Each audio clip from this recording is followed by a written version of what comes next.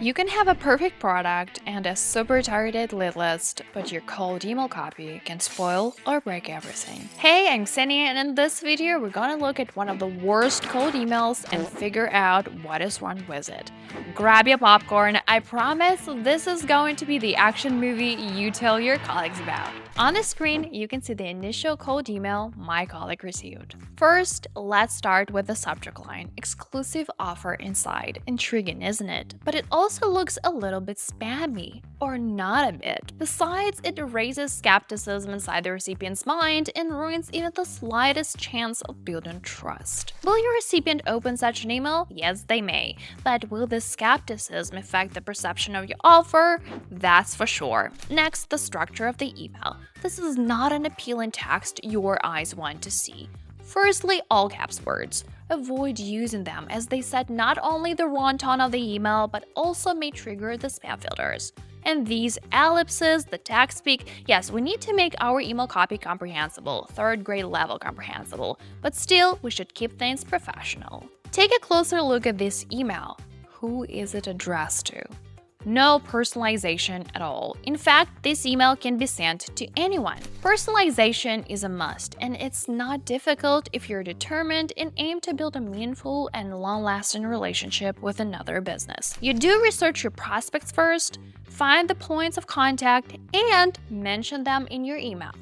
It helps you win over your prospects, show them that you have learned something about them, try to find out more, and help them solve their challenges.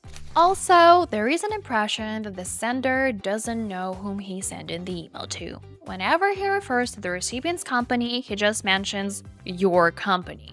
There is no indication that he knows where the recipient works or has any idea why his services would be helpful to the recipient.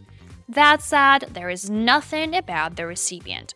We can see from this email who this sender is, what the sender offers, his achievements and his desires, but what is in this offer for the recipient? What value will this collaboration bring to the recipient's business? If your recipient doesn't understand the value of your product or service, whether it's not clearly stated or not mentioned, you lose the lead. If you want to sell, you must explain to your lead what they will get from working with you, or how your product or services can help solve specific challenges or improve processes. Last but not least, CTA. In your first email, you're trying to figure out whether there is an opportunity for a sale for you and to involve your prospect in conversation. Remember, even a response like "I'm not interested" is important for your outreach. Email service providers monitor how people engage with your emails. Based on that, they give your email account a score. This score ultimately decides if your emails go to the inbox or spam. So even negative replies are good for email deliverability. Also, replies like that help us understand whether we choose the right audience and whether our strategy performs well. Most importantly, these not interested messages don't mean the end for us. We can always work with this objection and try to learn more about our target audience. What do you think about the CTA? Are you ready to try my unique strategy that will bring you new leads that can't resist your offer? Could this be a great opportunity to start a conversation? Also, consider this. If you're interested, we should have a call. Does it sound too confident or even arrogant? Is the tone still polite and not aggressive? Leave your thoughts in the comments. And the cherry on top is that the sender ends the email by saying he's unsure if the recipient is the correct person. He suggests that the recipient should do the work independently by telling whom he should talk to. Remember, it's your job to research your prospects. Don't put this task on them. Now, let's move on to the Hall of Shame of follow-ups. Brace yourself, it's about to get cringy. I'll share just a couple of them. Do I need to explain what's wrong?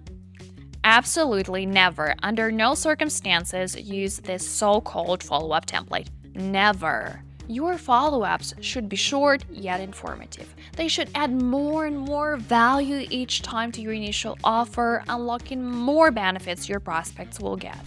Follow-ups help to address any objections or concerns your recipients may have, or provide additional information to overcome their doubts. Also, when you follow up, you show your prospects that you truly want to help them and show your determination and professionalism. This, in turn, adds credibility to your outreach efforts.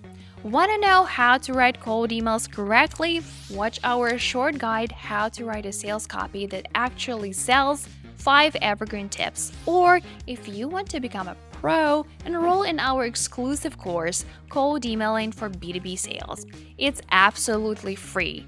What was the most cringy cold email you got? Share in the comments below. And don't forget to subscribe. We have more sales and marketing tips for your business to thrive. See y'all!